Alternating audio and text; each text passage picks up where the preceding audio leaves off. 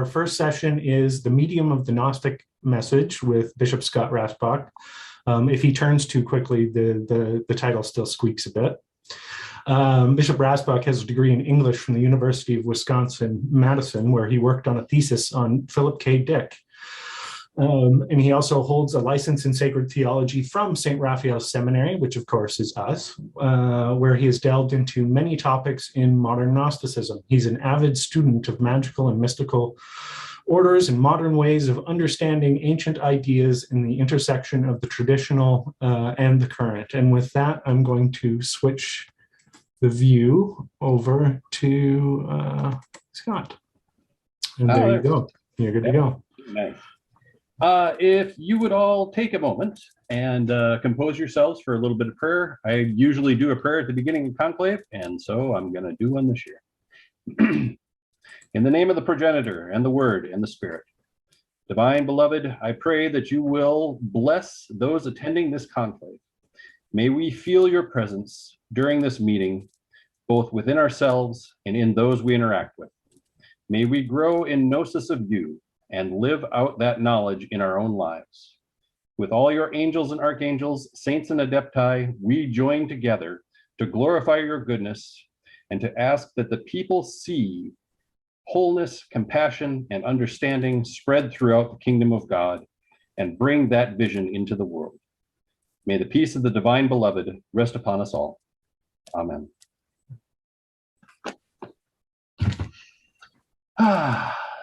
All right, let's take a look at the slide. So, the medium of the Gnostic message. What we're talking about today is some ideas that were put forth by a fellow by the name of Marshall McLuhan, and we'll get to that in just a moment. First, I want to tell you a little bit about me and why I'm interested in this, and Sean has already done a wonderful introduction. Thank you, Sean. I'm Scott Rassbach, Mari Yakumis. I'm still trying to get used to that title, still trying to get it out there. Not sure how many people know that, but there it is. I've been interested in Gnosticism, esotericism, and weird studies since about 2006. Weird studies is basically anything that's a little bit on the odd side. So I'm interested in UFO phenomenon, I'm interested in cryptids and all that kind of stuff. I don't believe in any of it. I'm interested in it, okay? I don't know if you guys are used to the 3 levels of interested, involved, and committed. I'm still at the interested level on a lot of the weird stuff. I have a bachelor's degree in English and history from the University of Wisconsin, and that will become important to this talk later. Not really important, but a little bit. I program computers by trade, so I have an ability to deal with language in a very abstract way, and that also may become important later in this talk. What I'm interested in a lot of the stuff that I read and study and how it all comes together and the different things I talk about is the interaction between the non-corporeal, which is ideas or spirits or God, whatever doesn't have a physical form but still seems to exist, and the material and how we move those things back and forth. And so that is what brings me to what we're talking about today. I believe there are many methods of communicating what the Gnostic ideas are trying to express. So I like art, I like written works, I like dance, I like cooking, I like ritual. All of these things do great jobs at expressing gnosis. It all helps us to understand the divine in the world. And I think being able to look at those modes of communication is very important. So that's what we're talking about today. And the guy who really got me into this and who made me very interested in it is Marshall McLuhan. I don't know if anybody knows who it is, but we're going to tell you. So Marshall McLuhan was born in Edmonton and raised in Winnipeg, Canada. So the Canadians definitely give a shout out to Marshall McLuhan. He has a BA in 1933 and an MA in 1934 from the University of Manitoba. And then in 1936, he got a BA in English literature from Cambridge. He converted to Roman Catholicism in 1937 after reading G.K. Chesterton. And he converted while he was teaching at the University of Wisconsin-Madison. Thank you very much. I've been to that cathedral. It's a great place to get converted. I think he would have had an awesome time there. Unfortunately, it's burned down since he was there and since I was there. So, while studying at St. Louis University, he found there was a generation gap between himself and his students. So he would have been 20, almost 30 probably by the time he was at St. Louis University. His students would have been 18. And he was seeing a generation gap. And he didn't know why. Why couldn't he understand what they were talking about so much? He started studying mass media's effects on American culture. That's what he determined was part of the issue, because they had radio. He didn't grow up with radio, but his students did. And so they had access to all of this information that had been broadcast at them. Whereas he had gotten things through books and had gotten things through stories and personal interactions. Unfortunately, he passed away in 1980. So he never really got to see some of the topics I'm talking about now, social media. That'll be coming up later in our work here. So one of his books is called The Gutenberg Galaxy. It was a winner of the Canadian Governor General's Award for Nonfiction in 1962. And it argued a move from the spoken word to the written word changed how we comprehend things. And this is important because instead of acoustic space, like we're in now, where I'm talking to you, we moved into a textual space. And acoustic communication is boundless, it's directionless, it's horizonless, and it has emotion in it. So if I say, oh, that's too bad, it's different than, oh, that's too bad. And that's a major thing that you can't get out of text without certain conventions, of course. I mean, we have conventions now to kind of express those things. But in most textual communication, you can't tell if the emphasis is indicative of an emotion that is caring or angry. It's hard to tell with just simply using textual emphasis. So his idea about textual communication is that it's bounded, it's linear, it's uniform, it's connected and continuous. So before the written word, people didn't have a standardized spelling, for instance. Grammar wasn't nearly as standardized as it is now. And we see this when you look at early texts. We see that there's just this idea of communicating the concept without any regard for how the concept is communicated. Hieroglyphs and that sort of thing don't really have a grammar.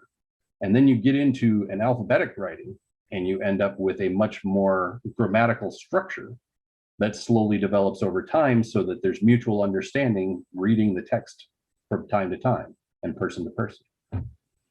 But this is why when you read something from like the 1500s, you get lots of variations in English spelling.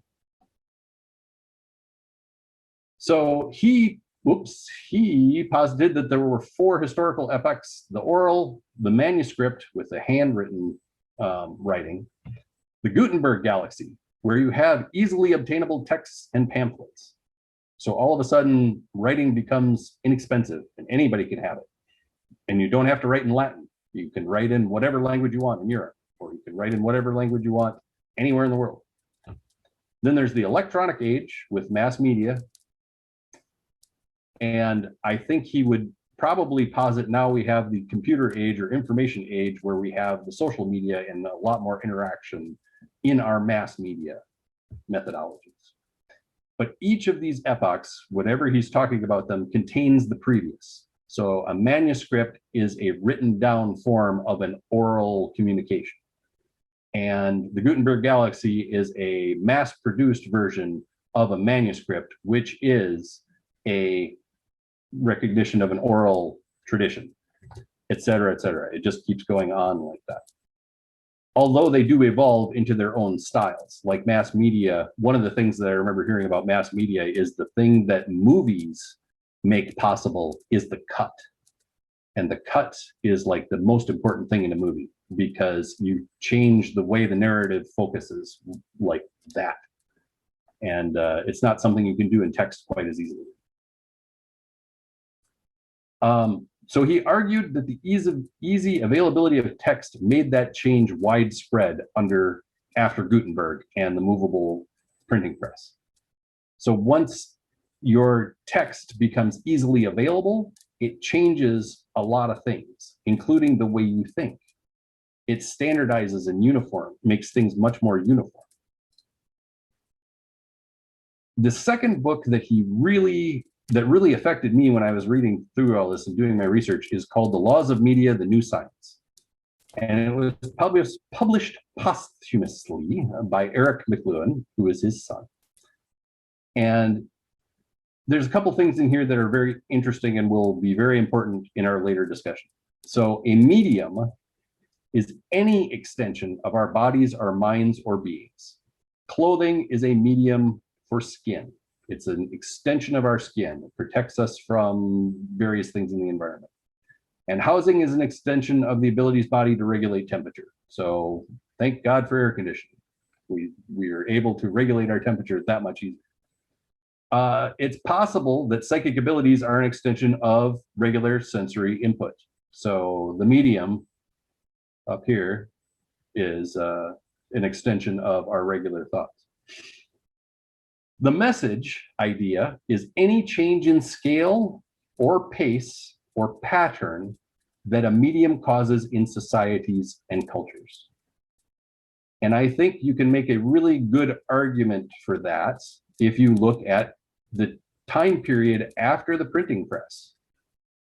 All of a sudden, after the printing press, you have the Reformation, you have the Age of Enlightenment, you have the scientific explosion, you have the Industrial Age, and all of these things seem to come about directly from the fact that information is able to flow more freely and cheaply, and it's much more available. So that's a major change in the message caused by the media. So media must be studied for their effects, not their content. The media itself is worthy of study, not just what the media says or the medium says. So looking at a text versus an email or a letter versus an email, we can find different things to talk about, even if the content of those two things is the same. I mean, if it's a letter from George Washington, one's written on parchment or paper and written in ink, and one is the electronic copy that's up at the Washington website. They have the same content, but they're entirely different in their media.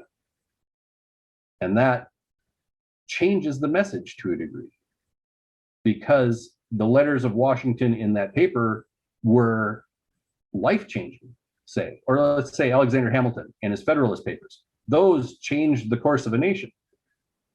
But now they're everywhere and they're on electronic media, and I don't know anybody who's actually read all of them. But at the time, it was a major deal. So when he's talking about the laws of media, he's talking about the 4 things it does. And I love tetrads, by the way. I just love them. So this really appeals to me. What does the medium enhance? What does it make better? What does it bring about to a higher and higher level? And what does it obsolesce? What does it make less useful? It doesn't remove it. It doesn't make it completely gone, but it makes it more of a curiosity. And what does it retrieve that has been obsolesced earlier? So something that has been gone, in the past. And then what does it reverse when it's pushed to extremes? When you push it all the way out, does it turn itself into? So the example of the mobile phone is a good one. It enhances your interpersonal communication. It enhances accessibility and response time because you have your phone with you, so you can answer the phone. It obsolesces phone booths because you don't need one. You have your phone with you. It obsolesces privacy and anonymity because you can take a phone call anywhere with anybody around. And it obsolesces isolation and the home. You go home, you still have your cell phone. You can still be reached.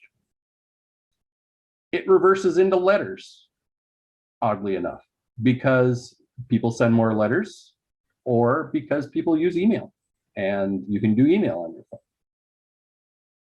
And it retrieves an acoustic space, so you're doing a verbal communication. It retrieves a bit of tribal culture because you can talk to only the people you want if you want. And it brings cameras back because now everybody's got a camera. So do we have an idea what I'm talking about there with this tetrad and the enhancing and the obsoleting? I want to make sure before I get on to what does this have to do with Gnosticism. So I got some head nods. Let me see. I got some other video. I got head nods, thumbs up. People know what's going on. All right, Olivia's got it. All right, good. All right. So why am I talking about this, you ask? Well, the medium is the message.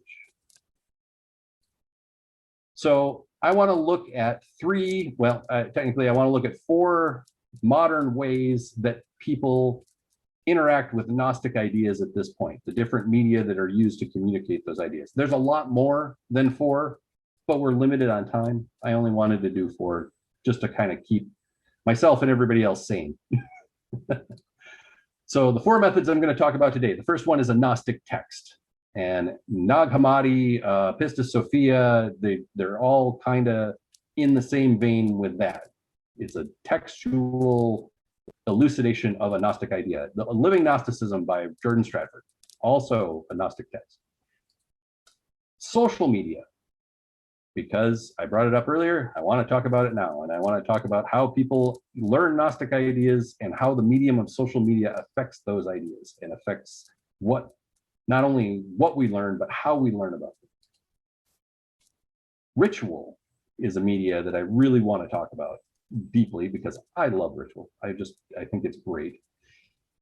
And then I have a mystery one that I am going to leave so that we build a little bit of suspense, but not too much. I want to build a little bit of suspense, but not too much. So there's a 4th media I'll talk about, but we'll do that when we get to it.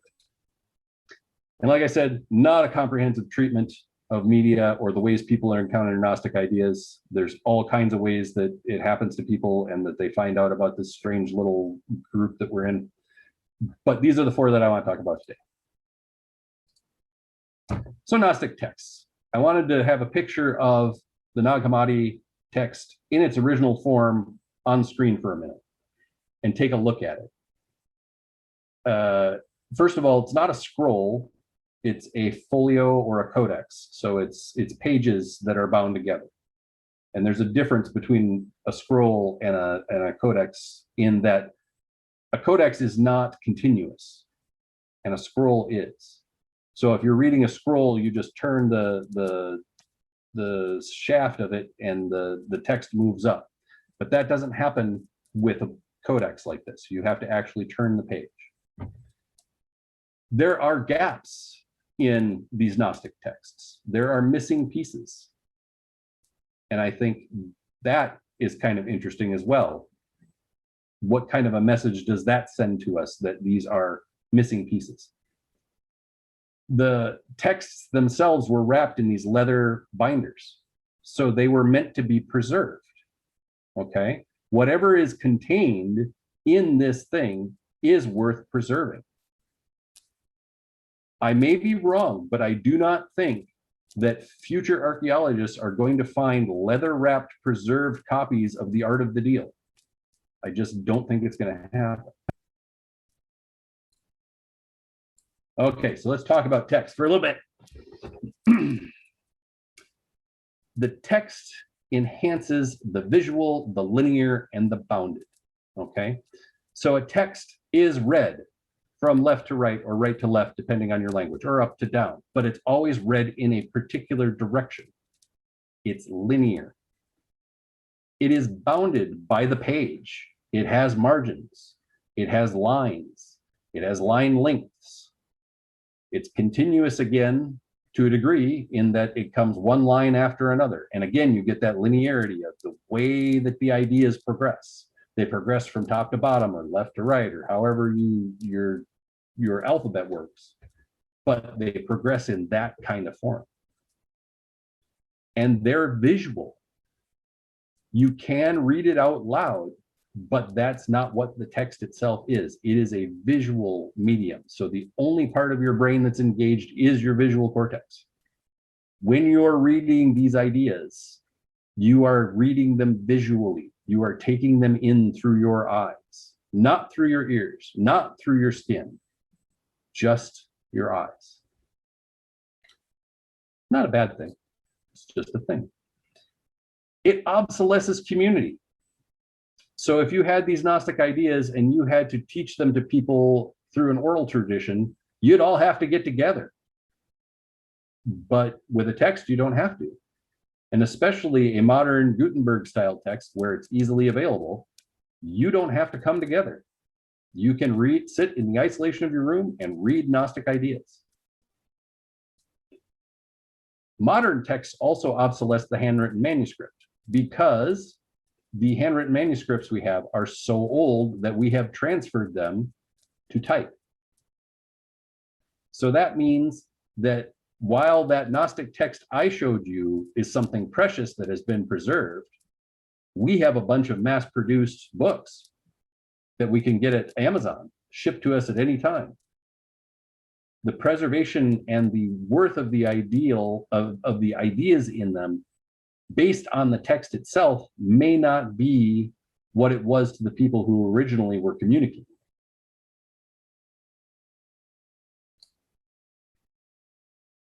The text does retrieve the oral tradition, which is good. We don't have the Gnostics around anymore to tell us what they were talking about.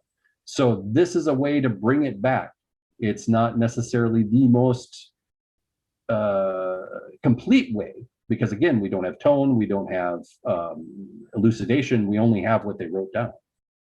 And it also retrieves the ancient Coptic language, which, you know, it would be gone without these texts, because there would be no reason for it. And then texts have a tendency to reverse into literalism, because what is written is what is meant. And fundamentalism, this is all that is written. And misunderstandings, because we are reading a translated text. And the words that they're communicating may not have the meanings that the English words that have been used to translate them to. The words in Coptic might be entirely more complex and might have a pun in them, or might have a wordplay, and we don't get it just because we aren't reading it in the original language. So what is the message of a Gnostic text as a physical object? When we engage Gnostic ideas through a static text, we are engaging the ideas in translation in a linear format that is bound to the page. And while it preserves the oral tradition and the ancient Coptic language, it obsoletes the communities that develop the oral tradition, and the ideas can be learned, as the ideas can be learned in isolation. So the message of the Gnostic text is that Gnosis is something you can do by yourself, that is old but has been preserved, and that is understood in a linear, bounded way. That can be problematic, because I don't know if everybody's experience of Gnosis is like that. I know mine isn't. So let's talk about social media. Social media for me includes any two-way communication over the internet, and usually it's in a public sphere. So YouTube with the video and then the comments, or Facebook with a post and then the comments, or microblogging, Twitter with the original tweet and then all the other tweets. Any of those kinds of things where there's interaction between groups of people over the internet semi-anonymously, that's a social media for me. And it enhances your social networking. I have met people on social media that I never would have met through any other means. And it enhances reach. I mean, right now we are sitting here talking about Gnostic ideas from this obscure Canadian professor that, you know, I wouldn't have been able to communicate to anybody else unless I'd called them on the phone or written a book. It obsoletes text-only formats because it is a multimedia format. You want to be able to do all kinds of things with it. And it also obsoletes long-form discussion. A tweet at 140 characters, you're going to have trouble making a complex idea understandable in 140 characters. And, you know, even Facebook comments, they're so ephemeral that it's hard to have a long discussion over the series of comments. And especially one of the things that's hardest to do on social media, if you're trying to have a long form discussion, is that people interrupt you. You have all kinds of comments that go, "You're dumb." It retrieves insularity because we tend to shy away from the more extreme ends of social media. Tribalism, because we find people who are interested in what we're interested in and we talk to them, and we find people who are not interested in what we're interested in and we stay away from them. And it retrieves billboards. We have these great big posts that we can just post things out on the internet. Woohoo! And then, you know, everybody can look at it. Everybody sees it when they're driving down the road. I mean, looking at their computer or looking at the Facebook feed. It reverses into gossip and misunderstanding and ostracism because we start to shun people who don't have the ideas that we have. We don't take the time to get into a long form discussion. So we have misunderstanding. We have lots of gossip. Hey, did you hear what this person did or that person did?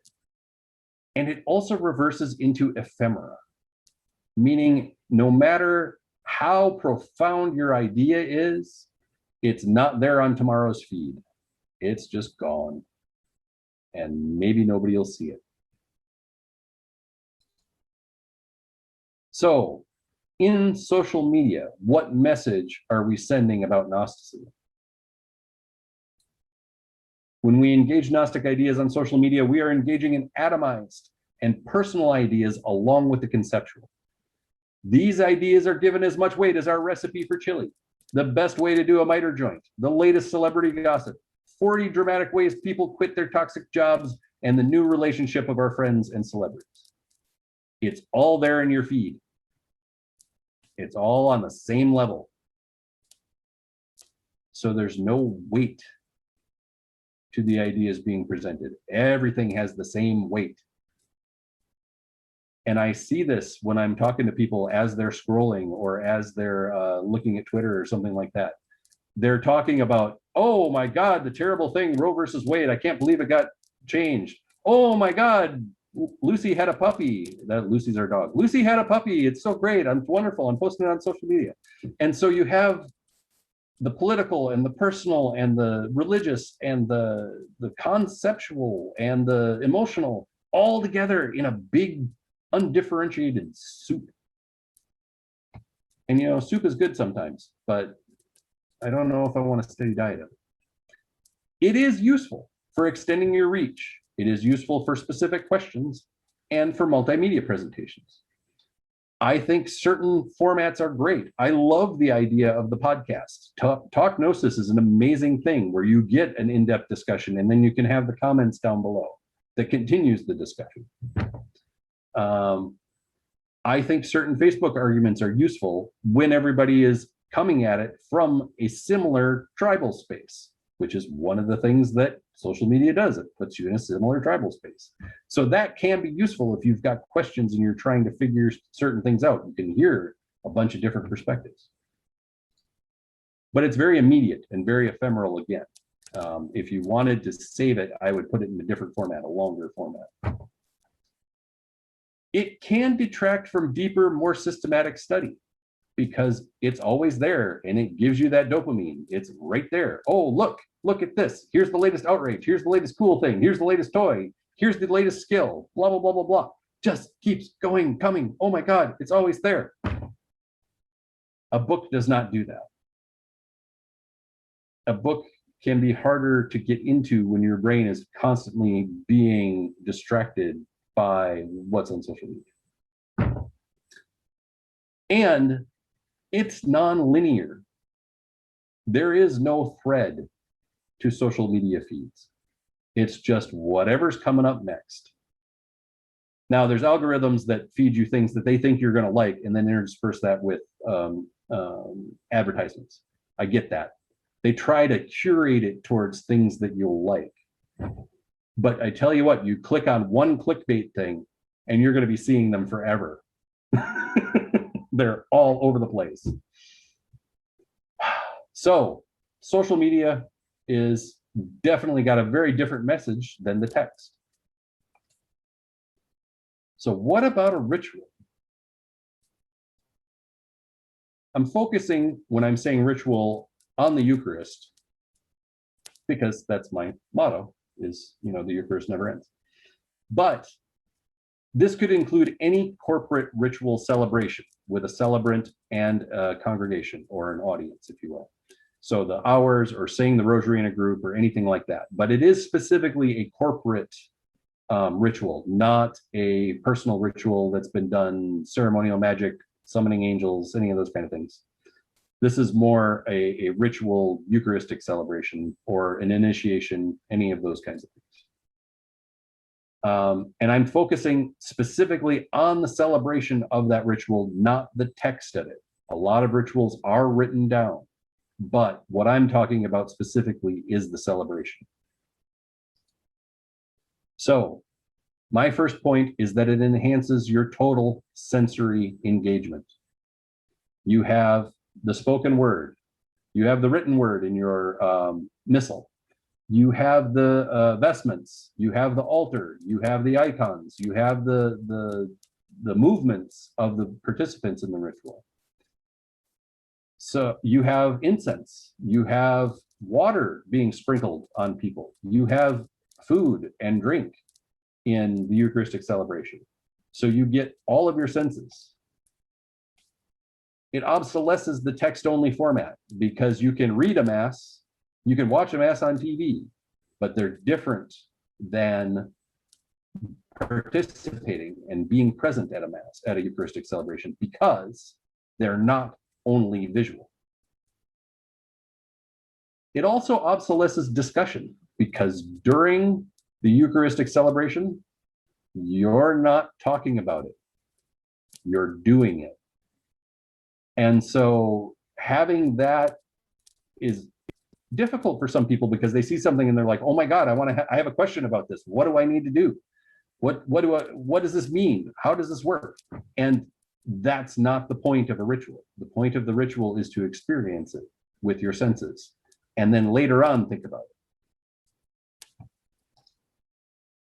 It retrieves community because you can't do a corporate ritual without a corporate. You need a body of people to enact a corporate ritual. And it retrieves focus because during a ritual, technically at least, you're not supposed to be doing anything else. You're doing the ritual. You're following along, you're saying the responses, you're moving your parts. And it reverses into textual expression because of the nature of humanity, we write rituals down. We just do. So the message of a ritual is experiential, engaging all the senses, auditory, visual, tactile, olfactory, and gustatory in the best rituals. This reinforces the boundless, directionless, horizonless, emotional nature of the Gnostic ideas. I think that it is one of the best ways to communicate the limitlessness of the way Gnostic ideas work and how they affect us and how they can work in our world. It does limit the discussion of ideas because it is an interactive medium, but the interactions are prescribed by the ritual. So you should be doing exactly what the ritual says you should be doing. Now, that doesn't always happen.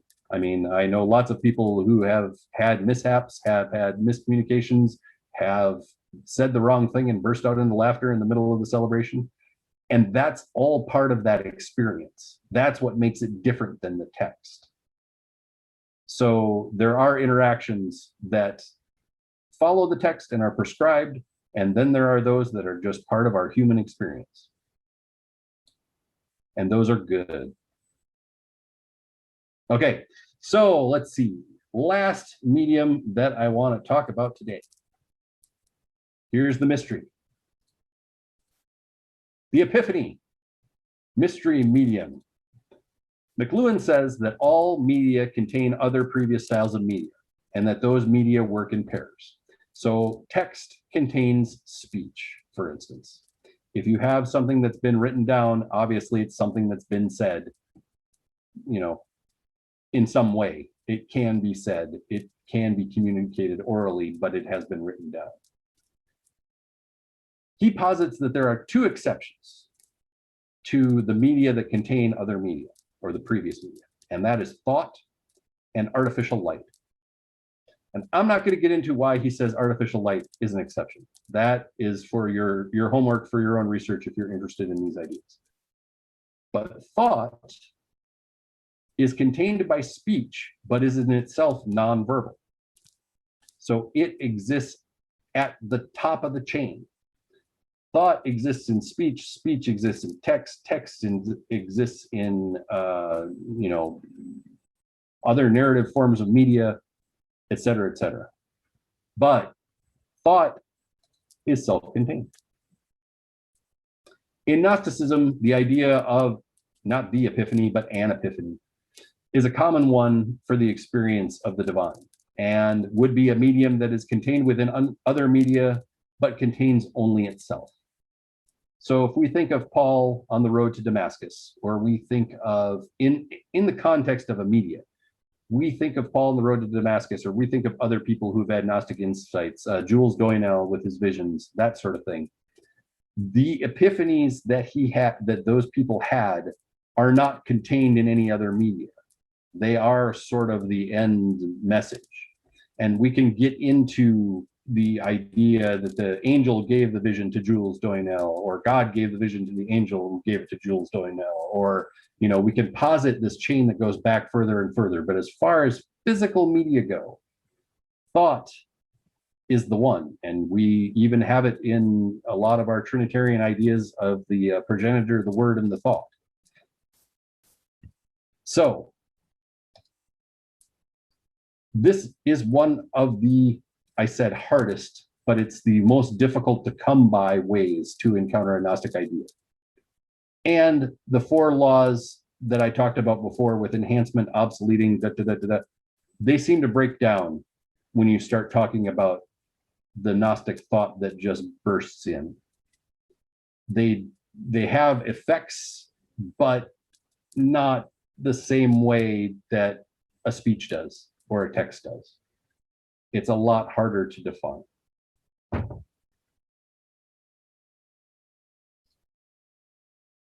Oh, wow, I'm already at the end. How am I doing for time? No, we're going to have... You're good so far. I'm good so far? All right.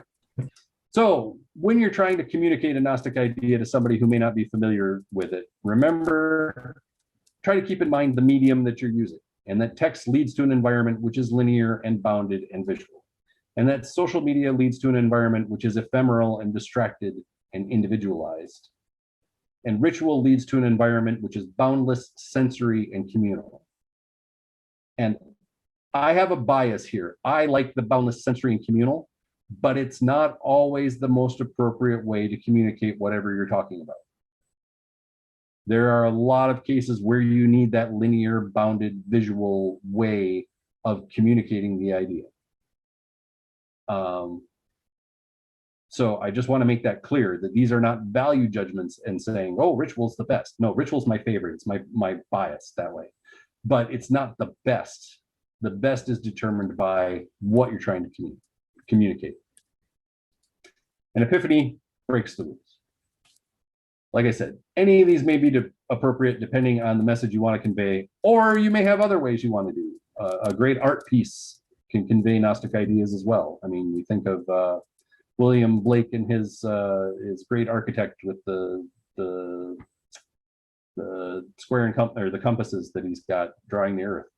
I think that's a great idea for a great visual for Gnostic ideas. So I have one other concept from McLuhan that I really, really want to make sure that everybody takes home at the end of the day. You don't like those ideas? I got others. If you're interested in continuing on any of this, these are two of the things that influenced me to do it. Weird Studies Podcast number 71, The Medium is the Message, and Weird Studies Podcast number 112, which is the readings from the Book of Probes. I didn't even get into the Book of Probes. I highly recommend you look into it. It's fascinating. And then any of Marshall McLuhan's works will go through a lot of his ideas. And he really came to prominence in the 60s and 70s, so a lot of his stuff is very, very interesting to read. Not a linear thinker at all. So with that, I have concluded my official prepared portion. So I'm open for questions or comments or dodging tomatoes, whatever's we're wanting to do.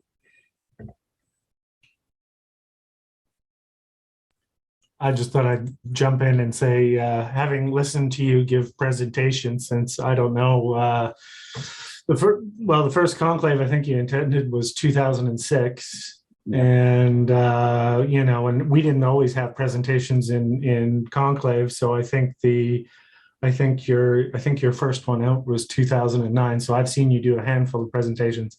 I got to say, this one's my favorite. This was really good. Thank you. And I'm not easily impressed. I thought it was very valuable. The idea of the, you know, enhances obsolescence, reverses, and all that is actually a useful breakdown that is applicable to any number of things when approaching just an idea in general, right? What is this, yeah. You know, because anything, you know, when you have an idea and you focus on an idea, you know, anything you bring into the center of your attention pushes other ideas out to the margins, right? Right. So you're single-threaded. Yeah. So the idea of taking stock of, you know, a particular idea, a concept, an image, right? Even an icon or a oral piece, any type of thing, you can use that kind of tetrad to break down a lot of things. So I thought that was yeah, multifaceted and applicable to a lot of stuff. Great job. I don't have any questions. I'll just be chewing on it for a while. Will Linden, you mentioned that it enhances the persistence of the message, and I'm assuming you're talking about a text for that. Am I right there? I see it in your comments. Do we have? Yes. Okay. So you're talking about the text? I am. Mm-hmm. Yes, it definitely does. It will enhance the persistence of it for a very, very long time, sometimes well past its sell-by date. It won't disappear when there's a power problem. No, it won't. It may not disappear when society collapses. I mean, we still have stuff from Babylon. So how applicable it is, that's something different.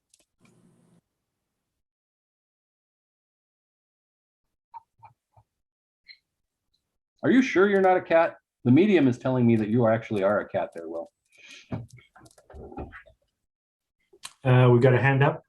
Long, go ahead. Okay. Yes, hi.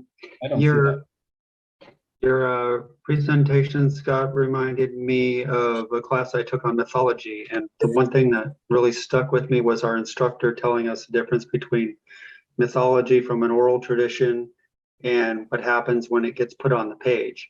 And one of her big messages was how that mythology once it gets put on a page, it gets frozen.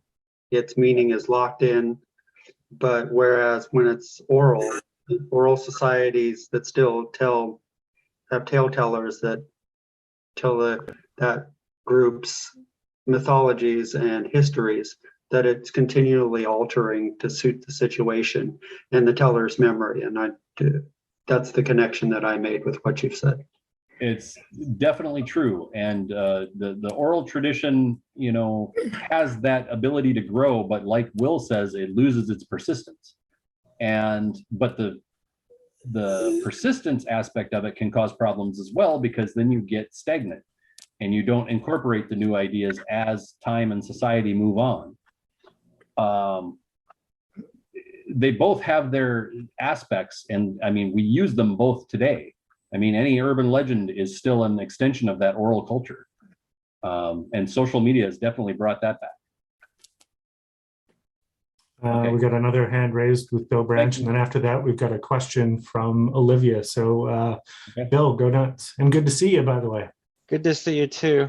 Yeah, so what I thought was very noteworthy, I hadn't thought of this before, but I got from your talk was that we always think of the message is what changes the hearer, and it's always from the content. I had never considered that the medium itself, its prevalence itself is what causes change or affects change in this culture.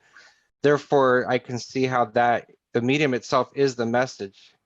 So that's really an interesting thought.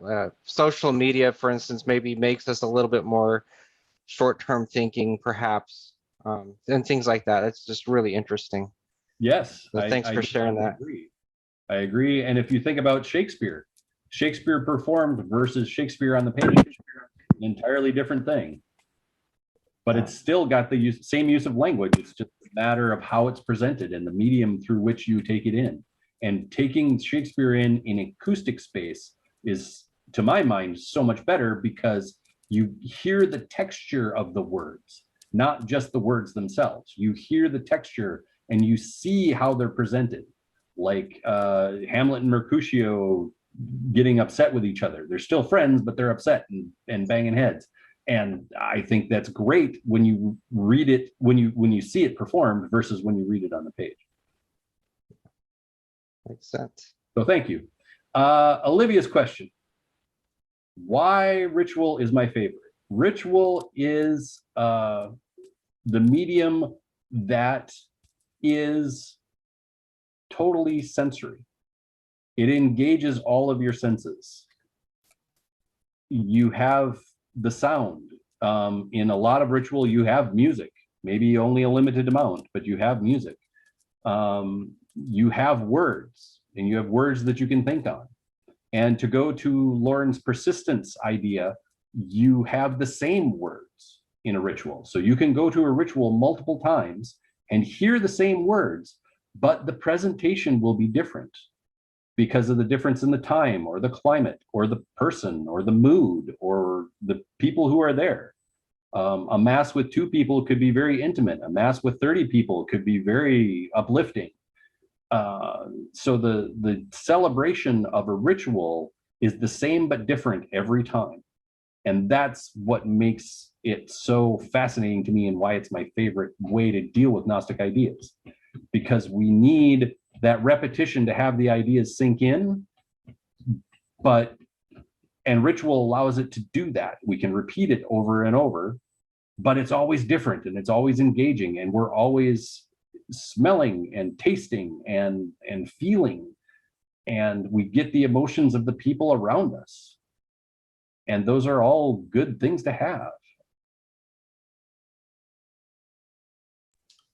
Okay, I was just going to add, there's a quote of which I'm fond from Ross Nichols, that ritual is poetry in the world of acts, which I always thought was a thing that talks about bringing a lot of those elements together. True had a question but didn't know how to raise her hand. So Okay. Yeah, so you know how, I don't know if y'all have experienced this, but how grammar seems to be falling apart recently, you know, with texting and IMing and those kinds of things. And I wonder if that's that last step that you talked about. I can't remember what it was called, where something Reverses into? I don't know if it's something like that's falling apart or if it's something that's like pulling back this age of not having grammar. I think social media is definitely leading us in a direction where there are variances instead of that linear uniformity that you get with a text. You know, you look at the development of text over time, there was a variance in spelling and a variance in all sorts of things. And if you go to England itself, you can hear variances in pronunciation and slang. So just taking English as our model, there's a whole bunch of things that have changed as we've gotten into text. And now that we're getting kind of out of it and going back into this tribalism or this broadening, part of it might just be that you've got non-native speakers speaking the language. And so it's very interesting what you're saying. I mean, it's definitely happening. You can see it happening in like text speak and slang and all that sort of stuff. But I think it's a continuation of that. I think you're right. I think it's reversing into that sort of tribal oral experience we had earlier before everything became very textual.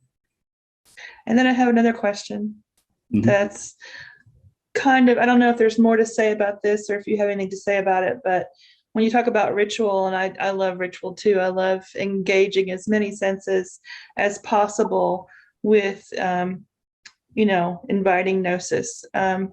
But what about, and I've also had a lot of experience with groups that sort of reject ritual for ritual's sake, but they Right. still gather in groups to worship and to have experiences like gnosis, but they're doing it in a real kind of ad lib kind of way, kind of following the spirit kind of way of uniting, engaging in that kind of activity. I didn't know if you had anything to say about that. To my mind, that is a liturgical ritual that is just simply very broad.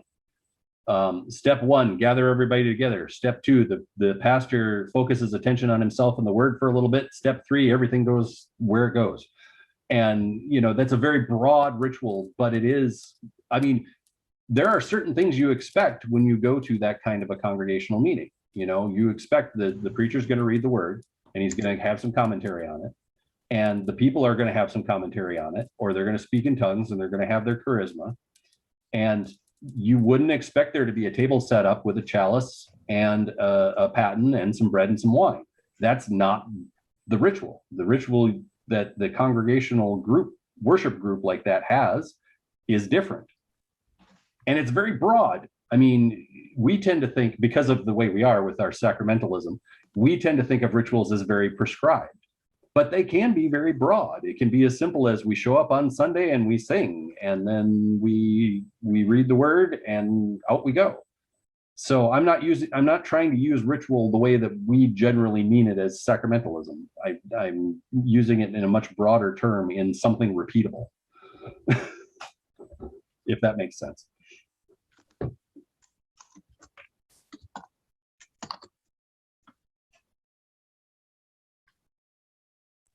Everything means that too long didn't read. Okay, well, that would be me in the Gutenberg galaxy. I was going to say step 4 is iconography gets replaced by the pastor on the Jumbotron. That's right. Yeah, the pastor on the Jumbotron has replaced the icons. I would buy that. I wouldn't. But it obsolesces back into sort of a Simon Magus personality worship. It reverses back into that. So Poor Simon. Poor Simon, he gets the bad rap. Well, mediums and messages. You look at what survives and what doesn't, and what accounts persist and what doesn't. And you had mentioned, we don't have the Gnostics anymore. And I was going to say, well, yeah, we do. They're us, but at the same time, we don't have, we only have the original voice. We only have the original voices as represented by their critics to a certain degree. I mean, the Nag Hammadi eliminated that a little bit, thankfully, but there's still stuff where we're stuck going to the other guy to get opinions and insights into our own thing, which is kind of funny. So right. And obviously, I didn't mean that we don't have Gnostics with us. We're in a collection right now. But I did mean that the people who wrote the texts, we don't have access to themselves, I guess.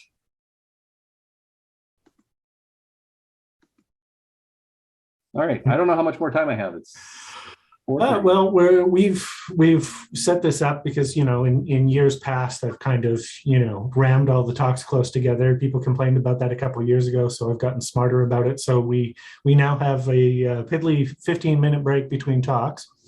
And that officially goes at 2:45 Mountain Time, so roughly 15 minutes, and then the next talk starts at 3 o'clock Mountain Time. So I think if we're good, I think we can take a little bit of extra break time, and then we'll reconvene. Well, we can take a little extra break time, or I was going to see if anybody had any questions about anything. I mean, we can wide, far, we can go far field if we want. Or if that was enough to take in, we could take an extra break. Okay, then that's what we're going to do.